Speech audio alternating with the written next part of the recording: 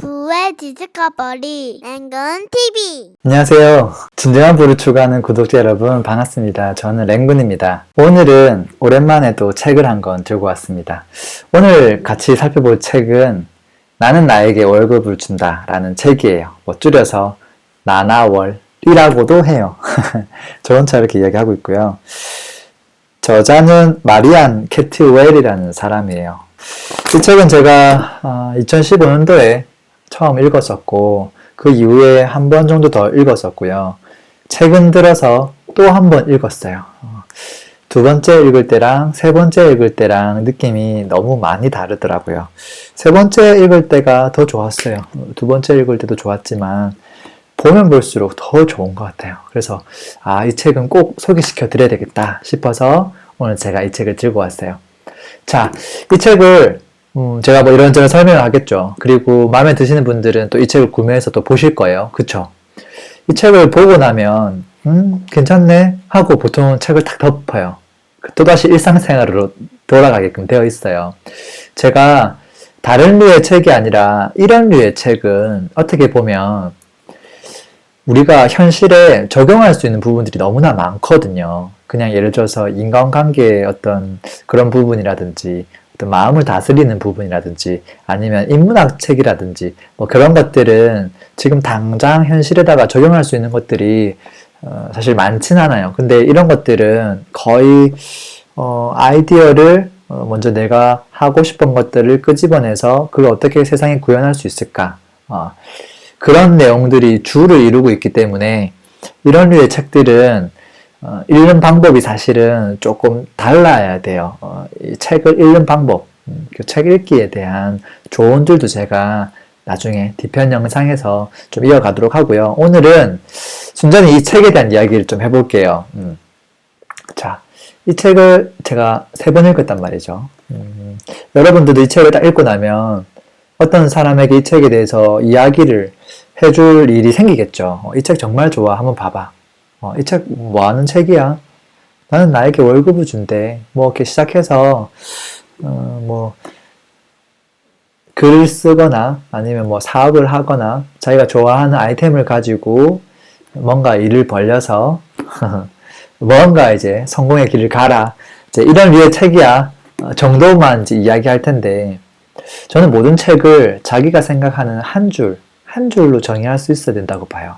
이 책은 제가 정의를 내려보면 이런 것 같아요. 자급자족. 한자어로 하면 그런 거고요. 그게 아니라 조금 더 길게 풀면 내 생각을 현실에 내놓는 것. 그것에 대한 책이에요. 그러니까 생각부터 시작해서 그걸 끄집어내서 세상에 내놓는 것. 그것에 필요한 모든 것을 담고 있는 책이라고 볼 수 있어요.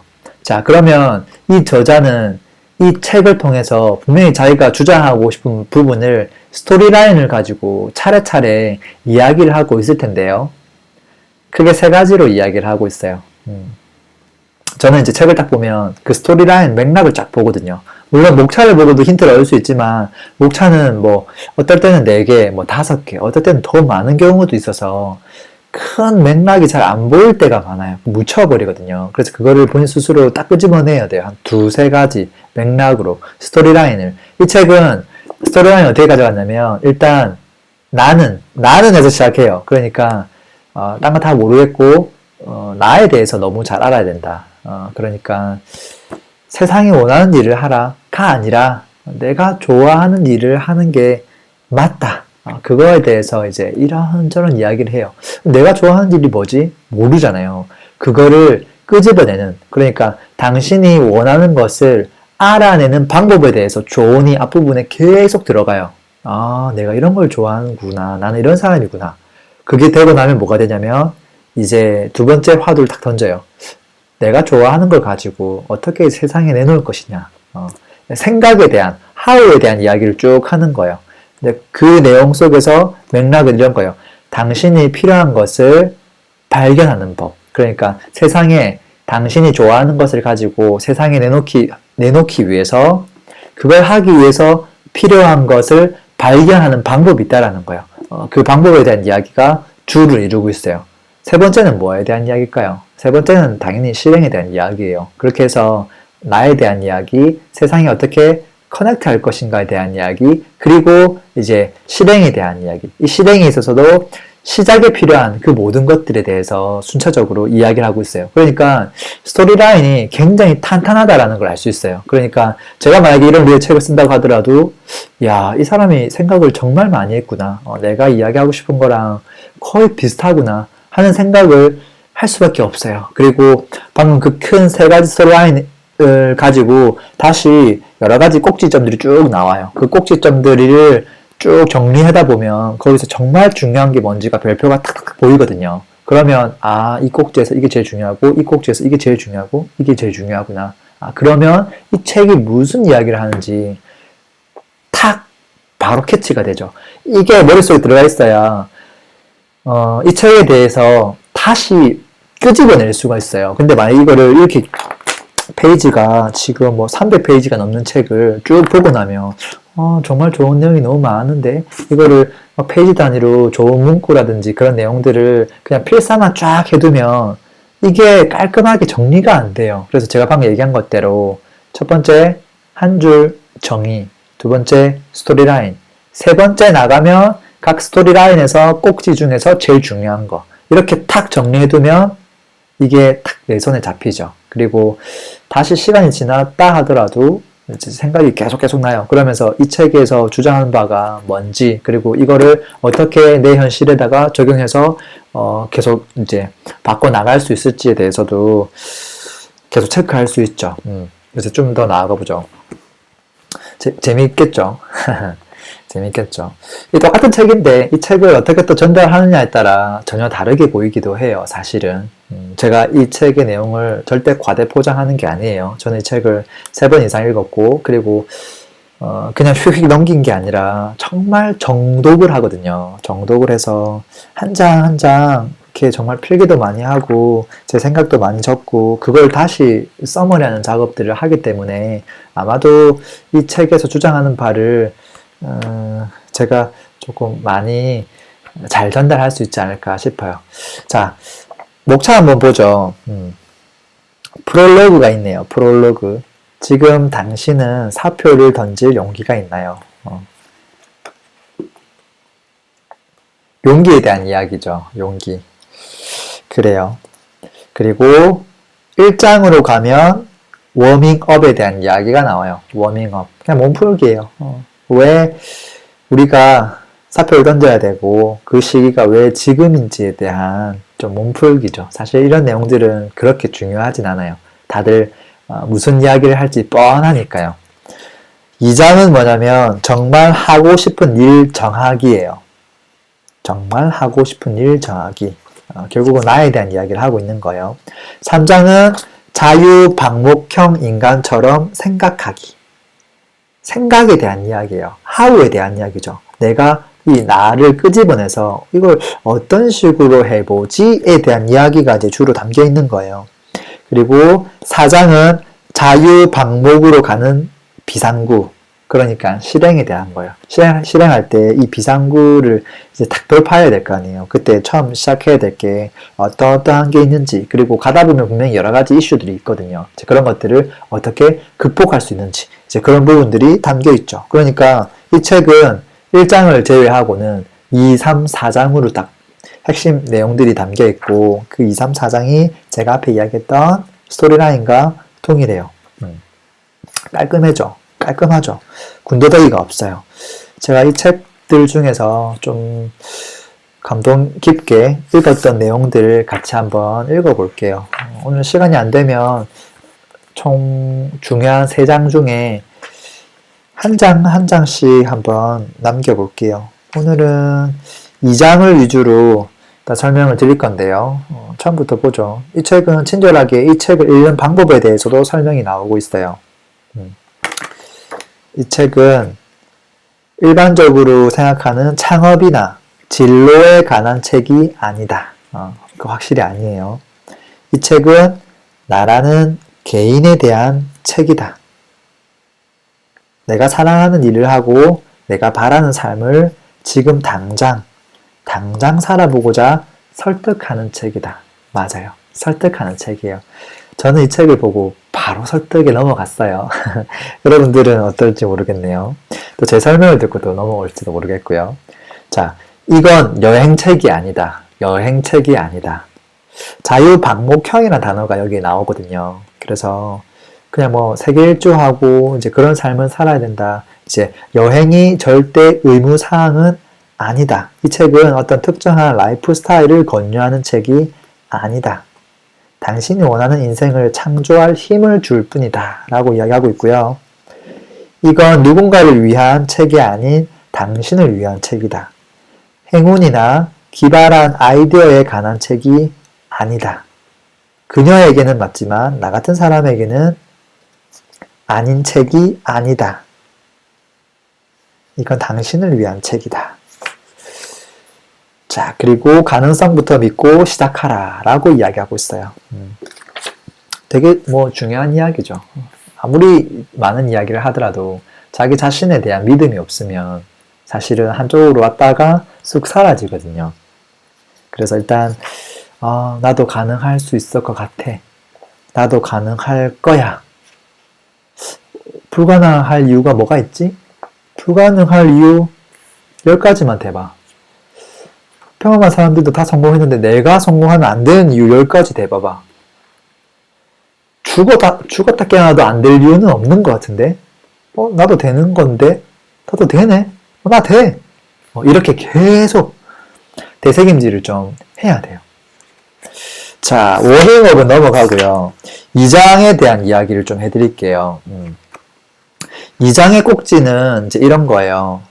지금 뭐 2장의 꼭지가 여러 개가 있어요. 여러 개가 있는데 쭉 가서 봅시다. 궁금해 할 테니까 목차만 쉐릭 보죠. 2장에서 어떤 이야기를 하는지.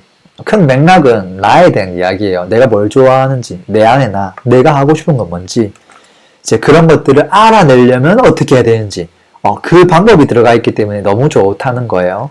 자, 절대 타협할 수 없는 일. 제가 지금 목차를 좀 읽어볼게요. 크게 꿈꾸고 바로 실행하기. 내 안에 GPS를 찾아라. 완벽한 커리어를 만드는 방법.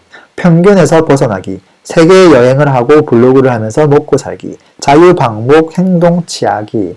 이렇게 있네요. 총 7가지의 꼭지로 이루어져 있어요. 이 중에서 사실 저는 조금 인상 깊게 읽었던 내용들은 일단 GPS에 대한 거하고 그 다음에 완벽한 커리어. 이 두 부분은 제목은 아무것도 아닌 것 같지만 내용으로 들어가 보면 조금 괜찮은 내용이 좀 있고요. 그리고 평균에서 벗어나기. 이건 저도 100% 공감한 내용인데 적혀 있고요. 그리고 행동으로 취하는 방법이 여기에 들어가 있어요. 자유방목 행동 취하기. 이것도 정말 좋아요. 그래서 크게 한 4가지 정도는 저는 정말 좋았어요. 하나씩 한번 살펴보죠.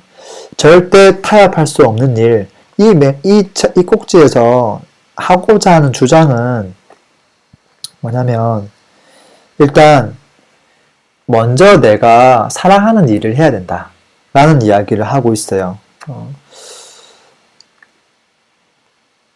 여기에 보면 스티브 잡스가 했던 이야기들도 있어요. 스티브 잡스가 사랑하는 일을 하라. 세상이 이제 원하는 일을 하라.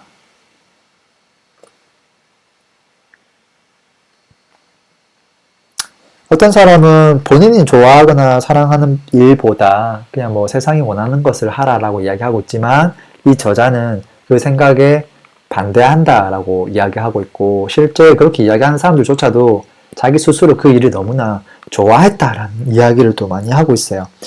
자, 일단 여기 보면 숨 쉴 공간을 내주기라는 말이 있어요. 재밌는 대목이 하나 있네요. 자, 쌤이 하고 쌤이 하고 있는 실수는 매력적이면서도 실현 가능한 아이디어에 단 한 번에 착륙하려는 것이다. 이게 무슨 말이죠? 보통 우리가 굉장히 좋은 아이디어, 대박난 아이디어를 계속 생각해요. 생각하다가 그게 탁 떠오르면 거기다가 빨리 살을 붙여서 그 아이디어가 될 수밖에 없다는 그것들을 이제 계속 만들어내거든요. 근데 그게 가장 큰 실수라는 이야기를 하고 있는 거예요. 자, 왜냐면 그 아이디어가 두 가지에 다 부합하지 않으면 그녀는 쉽게 포기했다. 보통 이제 완벽한 아이디어라는 게 없잖아요. 이런저런 걸 막 검토하다 보면 한두 개가 안 맞아요. 그럼 보통 우리가 막 포기하기 일상이죠. 자, 창의적인 아이디어를 떠올리는 바로 그 순간 거기에 세부 사항들을 덧붙이려고 하는 것은 그 멋진 아이디어를 죽이는 가장 빠른 방법이다 라고 이야기하고 있어요. 저는 이 대목이 굉장히 와닿았어요. 그래서 숨 쉴 공간을 내주라는 말은 무슨 말이냐면 내가 좋아하는 그런 아이디어가 떠올랐을 때 그거에 대해서 막 이게 잘 될 수밖에 없다는 막 그런 합리적인 살을 너무 빨리 붙이지 말라는 소리예요. 좀 숨 쉴 공간을 좀 내주라는 거예요. 이해돼요? 그래서 정말 원하는 것을 발견하고 싶다면 이 조용하지만 창의적이고 혁신적인 부분에 숨 쉴 공간을 내주어야 한다. 우선 당신의 꿈, 지금 이 시점에서 가능하다고 생각하는 것을 분리한다. 어떤 아이디어가 있죠. 아이디어가 있는데 보통은 이 시점에서 나의 역량으로 할 수 있는가를 들여다봤을 때 보통은 나의 역량이 이제 부족하거나 뭐 리소스가 부족하거나 그래서 이 아이디어가 이제 사양돼 버릴 가능성이 높은데 그거를 좀 떼라는 거예요.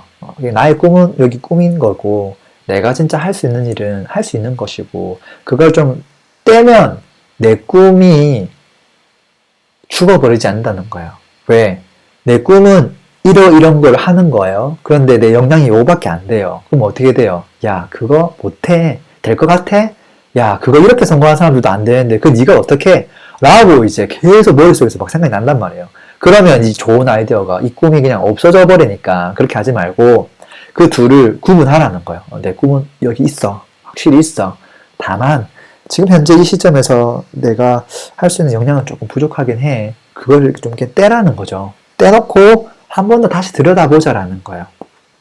그래서 1단계는 내가 원하는 것이 뭔지 점점 좁혀 나간다. 그러니까 이 꿈에 대해서 지금 현재 내가 갖고 있는 이 역량이나 재능을 가지고 define 하는 게 아니라 정의하는 게 아니라 그냥 꿈은 그 자체로 놔두고 내가 원하는 것이 뭔지 이 꿈에서도 정확하게 내가 원하는 것이 뭔지를 조금씩 좁혀 나가는 행동들을 숨 쉴 공간을 내주면서 하라는 거예요. 그리고 두 번째는 지금 효과가 있는 것을 찾아내고 그것을 가능하게 하라는 거예요. 그러니까 그 꿈 내에서도 정말 작은 부분, 내가 정말 작게라도 시작할 수 있는 부분을 찾아내서 한번 해보라는 거예요. 그 꿈을 막 다 실현하려고 하지 말고. 그러면 그 꿈에 한 발짝 다가갈 수 있다라는 이야기를 하고 싶은 것 같아요. 제가 봤을 때. 그렇게 해서 지금 숨 쉴 공간 내주기 위해서는 일단 나를 전적으로 믿어줘라. 그 말을 다시 반복적으로 하고 있어요. 그러면서 이제 여러 가지 막 사례들도 나와요. 뭐 컵케이크를 만들어서 조금 성공한 사람에 대한 이야기도 나오고요. 뭐 이런저런 이야기가 나와요. 쭉쭉 가다가 이제 두 번째 꼭지가 나와요. 두 번째 꼭지는 내 안에 GPS를 찾아라 가 제목이에요. 자, 여기서 GPS, 내 안에 GPS가 뭐냐? 우리가 보통 내비게이션처럼 내가 어떤 걸 원하지 이제 이런 걸 찾아주는 GPS라고 생각하죠. 그렇지 않나요? 아니에요. 그런 의미가 전혀 아니에요. 여기서 의미는 어떤 말이냐면 쭉 봐요.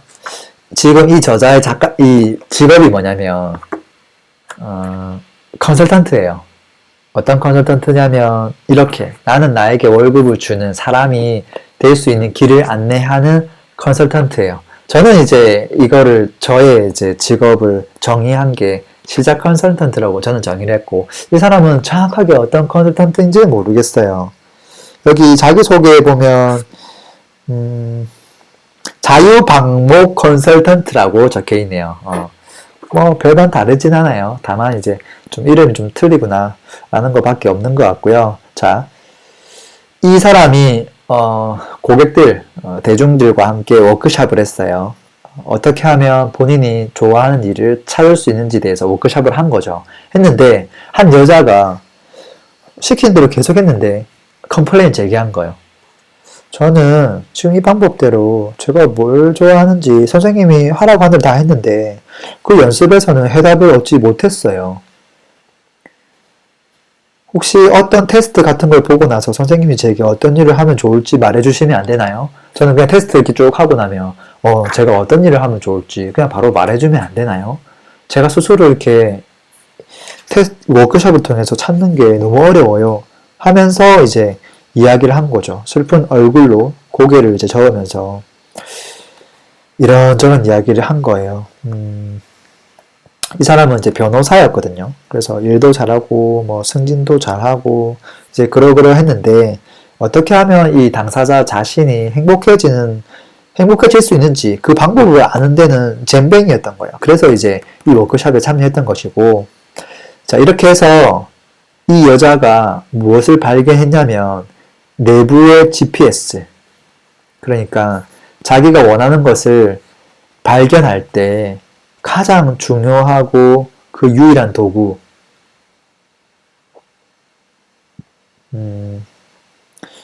이렇게 나와 있네요. 좀 어렵네요. 내부 GPS는 작가이자 코치인 마사백이 사용한 언어로 나와는 절대 안 맞는 사람과 관계를 맺으려고 할 때나 아주 나쁜 환경의 직장에 처음 들어갔을 때, 야, 이건 아니야 라는 느낌이 들 때의 기분을 묘사하는 말이다. 무슨 말이냐면 지금 상담을 받으러 갔는데 사람 시킨 대로 막 다 했어. 워크숍에서. 근데 못 찾겠다라는 거예요. 오히려 막 거부 반응이 일어나고요. 이제 이런 게 내부의 GPS라는 거예요. 그래서 이 사람이 말하는 게 뭔지 모르겠어. 바보같이 굴지 마. 그냥 기분일 뿐이야. 온몸으로 아니요라고 외치고 있는데 나도 모르게 예라고 대답하고 있는 것. 보통 이제 그 상태를 GPS, 내부의 GPS라고 이야기하고 있고, 지금 이 사람은 그 내부의 GPS가 고장난 사람이에요. 고장난 사람이고, 보통은 이제 내부의 GPS는 원하는 바가 아니면 아니요라고 이야기하거나 yes면 예라고 이야기해야 되는데, 보통 어린아이들은 솔직하죠. 원하는 바가 있으면 이거 먹고 싶어, 아이스크림 줘 하다가 어느 정도 이제 주눅이 들고 하면 이게 먹고 싶은데도 불구하고 아니에요, 괜찮아요, 아니에요. 근데 기분이 안 좋아. 왜 그래 물어보면 그거 먹고 싶어요 이렇게 얘기한단 말이에요. 그게 이제 시간이 반복되면 나중에 어떻게 되냐면 본인이 원하는 게 있지만 그냥 계속 아니에요 자기 내부의 생각과 다른 이야기를 계속 한다라는 거예요.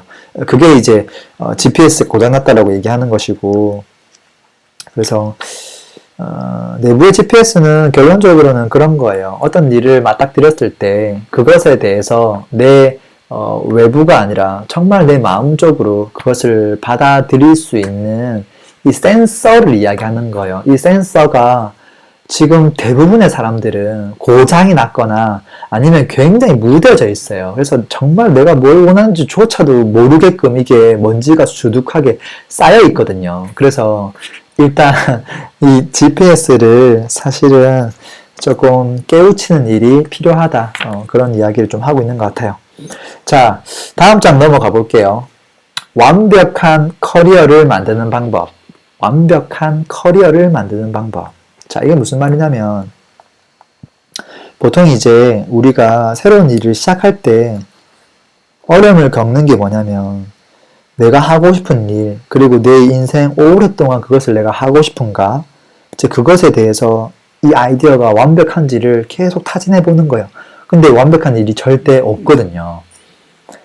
없단 말이에요. 어떻게 하면 완벽한 커리어를 만들 수 있는가에 대해서 이 사람은 어떻게 이야기하고 있냐면,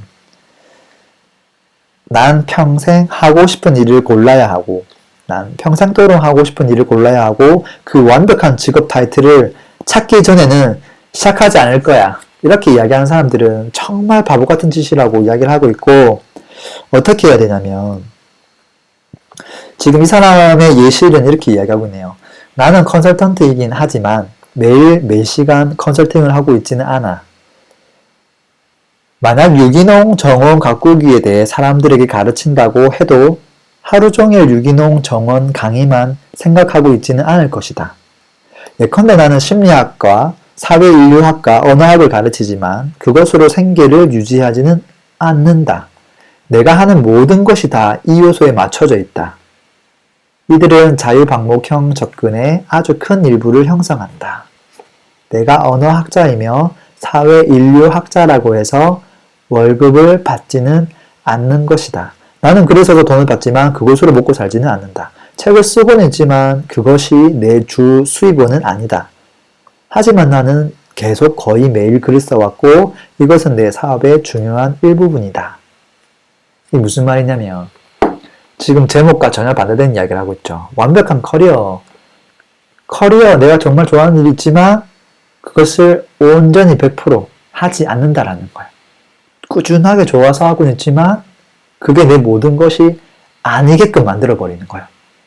작가처럼 글은 쓰는데 그게 주 수입원은 아니고 강의는 하는데 이게 주 수입원은 아니고 이해가 돼요? 사업을 하는데 이게 주 수입원은 아니에요. 투자를 하는데 주 수입원은 아니야. 정말 좋아하고 꾸준하게 하고 있는데 그게 내 모든 것은 아니게 만들어버리는 거예요. 그게 굉장히 중요하다라는 거죠. 실제 저도 이제 그런 경험을 굉장히 많이 해서 공감이 많이 갔어요. 자, 그래서 맞춤 직업을 만들라고 이야기하고 있어요. 맞춤 직업. 맞춤 직업은 뭐냐? 세상에 다양한 직업들이 있는데 그 직업이 아닌 나에게 맞는 형태로 약간만 비틀어라 뭐 그런 이야기예요. 약간만. 그렇게 하고 나서 어떻게 한다? 그런 일들이 나중에 많이 생길 거예요. 많이. 그러면 포트폴리오가 생겨요. 무슨 포트폴리오죠? 디자이너는 프로젝트를 많이 하면 그 프로젝트에 따른 포트폴리오가 생겨요. 그러면 지금 저희 같은 사람들은 내가 정말 좋아하는 일을 가지고 뭐 하나씩 해볼 거란 말이에요. 그러면 직업 포트폴리오가 생겨요. 그러니까 직업 포트폴리오를 꼭 만들어야 된다라고 이야기하고 있어요. 다른 말로는 포트폴리오 커리어라고 이야기를 하고도 있어요.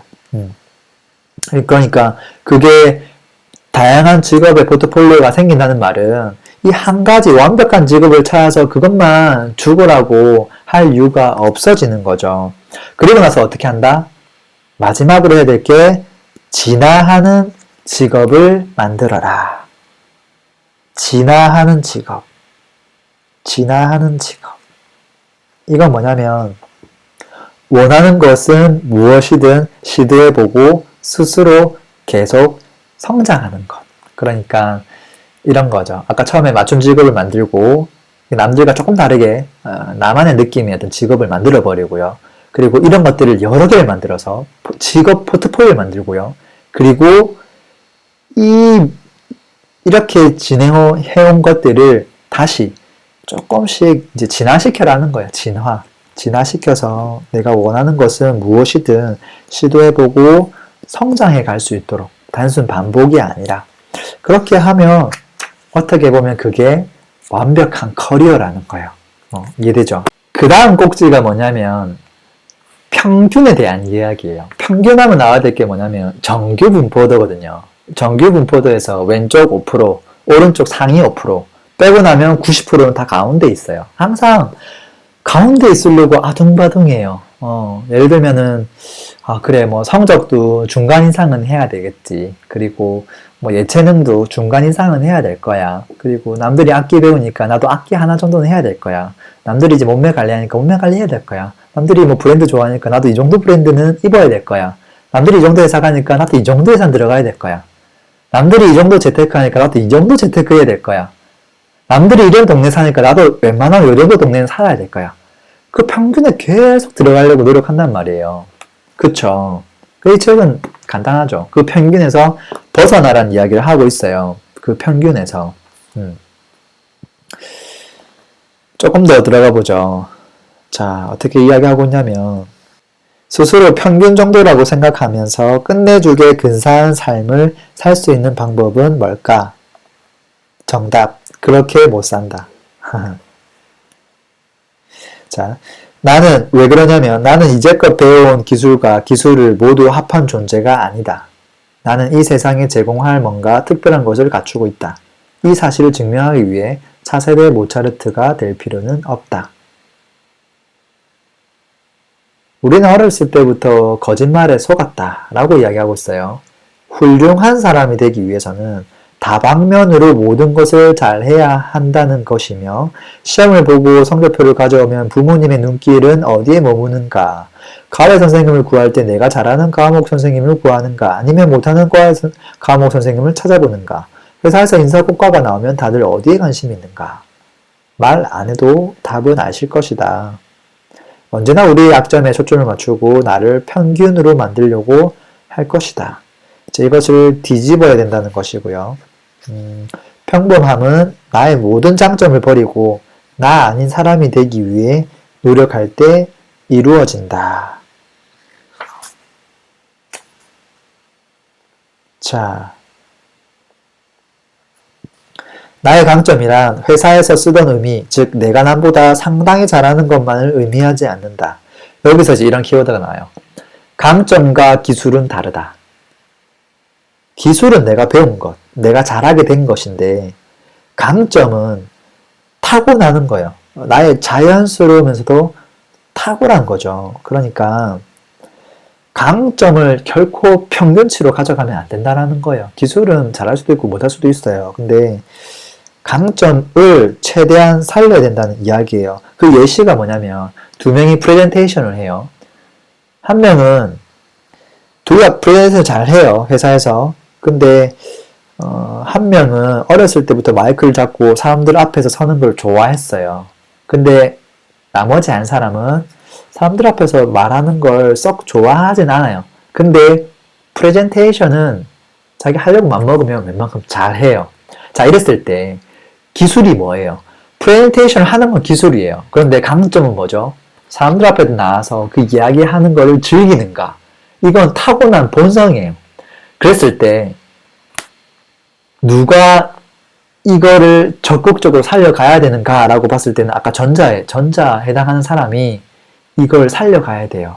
그래야지 그게 정말 내 것이 된다는 것이고 그래야지만 더 빛을 발할 수 있다라는 것이거든요. 후자는 잘할 수는 있겠지만 그게 시간이 지나면 지날수록 괴로울 거예요. 아마도. 그래서 기술과 강점의 차이는 뭐냐면 잘하기는 하는데 하면서 약간 괴롭거나 힘들다면 그건 기술이다. 그건 기술에 머무른다는 거예요. 왜 이렇게 재미있는 일을 하는데 돈까지 주지? 라고 생각은 안 하는 거예요. 그래서 보통은 자신의 강점을 알아내기가 어렵다고 해요. 왜냐하면 그 일이 너무 쉽게 느껴지거든요. 원래 잘하는 것이기 때문에. 이거 그냥 쉬운 건데, 원래 쉬운 건데, 이게 돈벌이가 되겠어? 보통 이렇게 생각한단 말이죠. 근데 사실은 그게 정말 좋은 재능이라는 거예요. 자, 그래서 우리가 그렇게 가치가 있지 않다고 평하는 일들이 사실은 세상에 제공할 수 있는 최고의 일이라는 거예요. 그리고 내가 가장 잘하는 것은 너무 쉽거나 다른 사람들도 다 그 정도는 한다라고 생각해온, 무시해온 것들이라는 거예요. 이해돼요? 직장에서 숨기고 싶은 당신만의 개성이 아마도 당신의 숨어있는 초능력이 될 수도 있다. 결국은 강점에 대한 이야기를 하고 있는 거예요. 지금 이 저자 같은 경우도 컨설턴트라는 직업을 이제 갖게 되었는데 내가 하는 일은 전과 다른 방법을 찾아서 현재 상태를 변화시키는 일이었고 지금 몇 년간 꾹꾹 눌러온 기질이 어느 날 갑자기 나의 장점이 되었으며 나에게 돈까지 벌어주었다고 해요. 왜냐면 이 사람이 컨설턴트 하기 전에는 직장 생활을 했었는데 직장에서는 좀 이 일을 하는 방법들을 바꾸려고만 하면 사람들이 뭐라고 했냐면 자꾸 한 가지 일에 집중 안 한다고 이야기하고 너무 나댄다고 이야기하고 막 그렇게 이야기했단 말이에요. 그러니까 그게 단점이 돼버렸어요. 근데 자기가 직업을 바꾸고 나니까 그게 정말 자기 장점을 잘 살릴 수 있는 일이었구나라는 걸 이제 깨달은 것이고요. 그리고 회사에서 이제 야, 뭐 한 번에 하나씩만 해라. 이제 그렇게 뭐 이야기했던 단점들이 사실은 다 장점이었다라는 거죠. 그래서 그걸 이제 10분 발휘하려면 일단 그 발휘되는 장소를 바꿀 필요가 있다. 그 말도 마지막에 해주고 있어요. 그리고 나의 강점을 이용해서 나만의 것을 찾으려면 어떻게 하면 되느냐에 대해서 이야기가 나오는데 첫 번째는 일단 내 것으로 만들어야 한다. 그것을. 그 말은 그걸 가지고 뭔가 시작해야 된다는 소리예요. 두 번째는 가치를 창출해야 된다. 단순하게 재밌는 걸로 만족하는 게 아니라 나는 그게 재밌지만 다른 이에게는 그게 재미가 없을 수가 있어요. 그 사람들이 괴로워하는 그 분야, 그것들을 가지고 충분히 사업을 할 수가 있다. 예를 들면 정리정돈을 정말 좋아하고 잘하는 사람이 있어요. 근데 정리정돈을 정말 못하고 싫어하는 사람이 있어요. 그러면 정리정돈 컨설턴트가 되면 어때요? 당연히 누군가가 의뢰를 하겠죠. 근데 정말 싫어하니까. 근데 누군가 정말 잘해. 그래서 이제 뭐 어떻게 하는 거예요? 보통 이렇게 뭐 창고부터 시작해서 또는 부엌의 어떤 찬장부터 시작해서 정리정돈하는 방법들 쭉 알려주고 실제 정리정돈까지 다 해주잖아요. 이제 그런 유사한 일들이 너무나 많을 거라는 거죠. 그리고 이제 마지막으로 뭐가 나오냐면 자유방목 행동 취하기에 대한 부분이에요. 이건 이제 어떻게 보면 실행에 대한 부분이라서 저 마지막 챕터에 구체적으로 이야기하고 있는 부분인데 여기도 약간 맛배기를 보여주고 있어요. 자, 이제 행동할 때가 왔다라고 이야기하면서 어떻게 나오냐면 보통 우리가 내가 좋아하는 게 뭐지? 그래.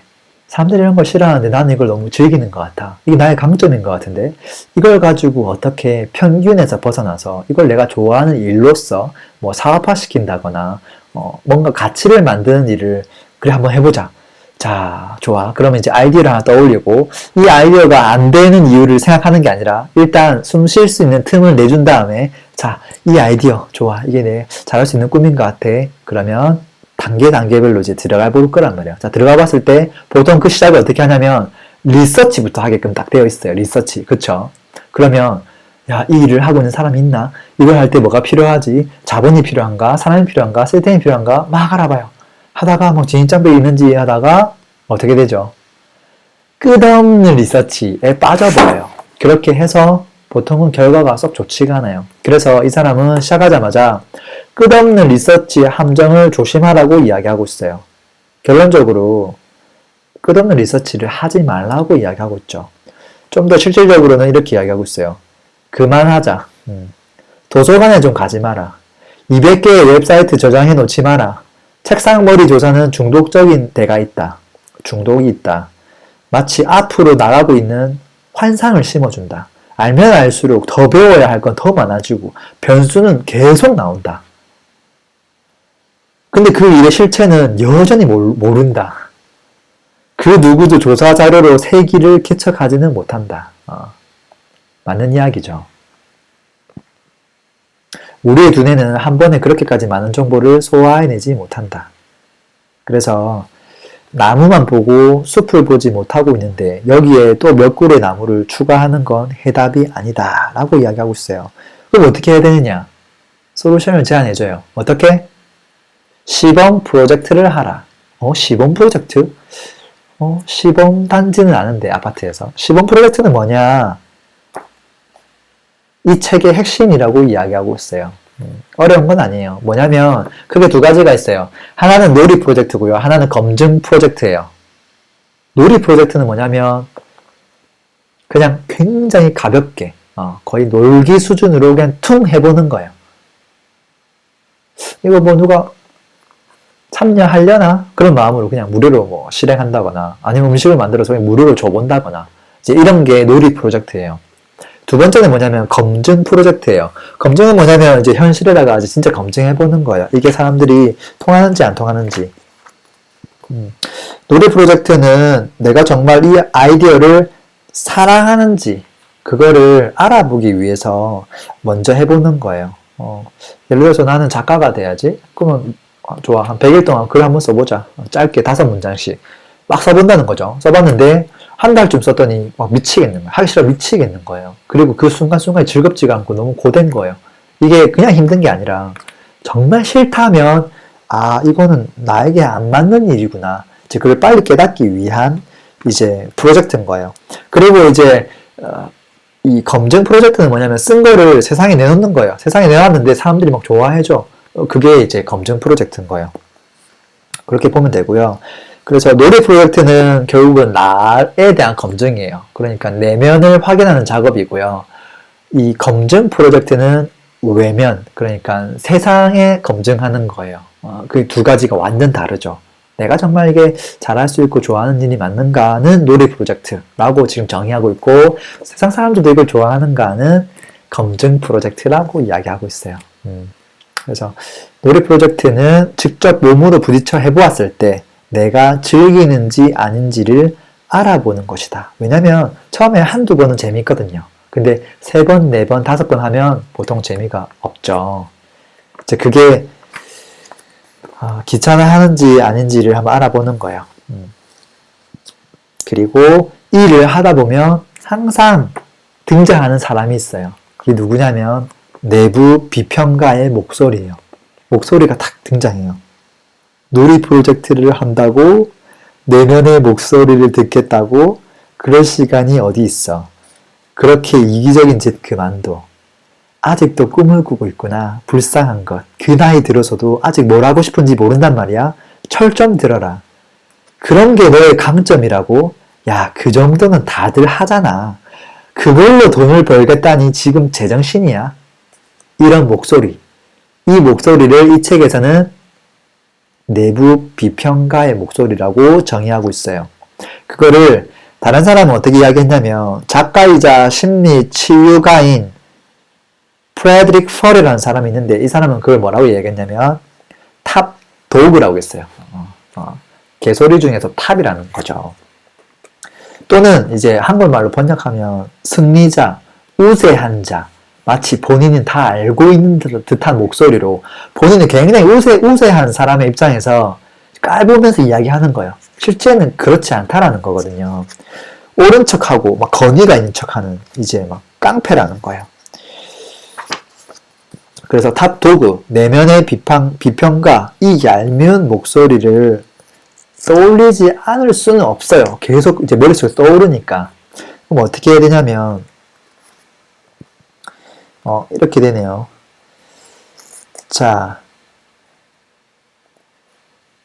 나는 그저 아주 작은 프로젝트를 하고 있을 뿐이야. 너가 생각하는 대로 그렇게 멍청한 짓이 아니야. 내가 쫄딱 망하는 짓도 아니고 나는 뭐 신문지 덮고 자는 신세가 될 그런 대단한 프로젝트를 하는 게 아니야. 라고 자꾸 내 머릿속에서 새로운 목소리를 이야기하라는 거예요. 나는 이제 아주 작은 프로젝트를 시작했을 뿐이야. 그러면 이제 이 내부 목소리를 좀 줄일 수 있다라는 거예요. 자, 이렇게 해서 뭐까지 이야기한 거죠? 결국은 꿈에 대한 이야기를 한 것이고요. 나에 대한 이야기를 한 것이고요. 그리고 내가 좋아하는 일을 찾으려면 그 구체적인 방법은 없지만 반복론적인 것들은 여기 많이 들어가 있어요. 그러니까 한 번에 완벽한 커리어를 찾지 마라 라는 것이고요. 그리고 좋은 아이디어가 떠올랐을 때 이게 정말 잘 될 수밖에 없는지에 대해서 분명히 잘 안 되는 이유들도 있거든요. 그것들을 너무나 한 방에 다 정리한 다음에 이거 별로네 하고 내려놓지 말라는 거예요. 그리고 어떤 일을 진행할 때 내가 가진 기술이 아니라 정말 나의 내면이 갖고 있는 이 강점, 그것을 가지고 활용할 수 있는 일을 시작하라는 것이고요. 그리고 그걸 진행하려고 할 때 분명히 내부 이 비평가의 목소리가 등장할 수밖에 없는데 그거를 간단한 프로젝트를 하는 거라고 자꾸 이야기를 하면서 실제 나의 내면이 그 일을 좋아하는지 놀이 프로젝트를 해보고 그리고 혹시 세상 사람들도 좋아하는지 검증 프로젝트도 해봐라. 이제 그런 이야기를 하고 있죠. 어때요? 정말 내용이 좋죠. 물론 이제 아직까지도 저는 아직도 제가 뭘 좋아하는지 모르겠어요 하는 분들은 당연히 있을 거예요. 그걸 이 책에서 한 방에 이 많은 독자를 대상으로 찾아내줄 수는 없어요. 그리고 수많은 아이디어, 대박난 아이디어를 이렇게 한 1000가지를 알려주고 그 중에 너가 할 수 있는 일 해봐 이렇게 알려줄 수도 없어요. 사실은 그건 어떻게 보면 이 개개인의 어떤 이야기들을 듣고 또는 그 생각들을 지금 이 사람이 하듯이 여러 가지 어떤 설문조사 내지 테스트 글을 쓰게 하거든요. 그걸 통해서 본인 스스로 찾아낼 수 있도록 도와주는 일들을 하고 있어요. 그러니까 그런 작업들은 필연적으로 필요할 것이고요. 그게 아니라면 본인 스스로 그런 작업들을 해야만 할 거예요. 자, 이게 되고 나면 이제 뭐가 필요하냐면, 좋아.